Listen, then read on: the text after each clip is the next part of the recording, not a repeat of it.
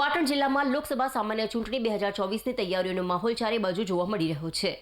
7 મેના રોજ મતદાન થવાનું છે, તેથી ક્યાંક પોસ્ટર્સ, બેનર્સ તો ક્યાંક ભવાઈ, ચિત્રો, રંગોળી, મહેંદી, શેરી નાટક એમ વિવિધ પ્રવૃત્તિઓ દ્વારા મતદાન કરવા માટે લોકોને જાગૃત કરવાનો પ્રયાસ કરવામાં આવી રહ્યો છે, જેના ભાગરૂપે હારીજ શહેરની તમામ પ્રાથમિક, માધ્યમિક અને ઉચ્ચતર માધ્યમિક શાળાના શિક્ષકો દ્વારા બાઇક રેલી યોજીને નગરજનોને મતદાનનું મહત્વ સમજાવવામાં આવ્યું હતું, તેમજ તેઓને મતદાન કરવા માટે પ્રેરિત કરવામાં આવ્યા હતા।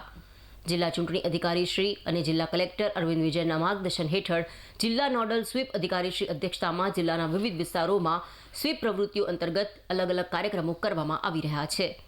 હારીજ શહેરની તમામ શાળામાં આયોજિત કાર્યક્રમોમાં મતદાન જાગૃતિ અંગેના ગીતો વગાડી, બેનર્સ અને પોસ્ટર્સ દ્વારા તમામ પ્રજાજનોને આગામી ચૂંટણીમાં જરૂરથી મતદાન કરવા અંગે જાગૃત કરવામાં આવ્યા હતા।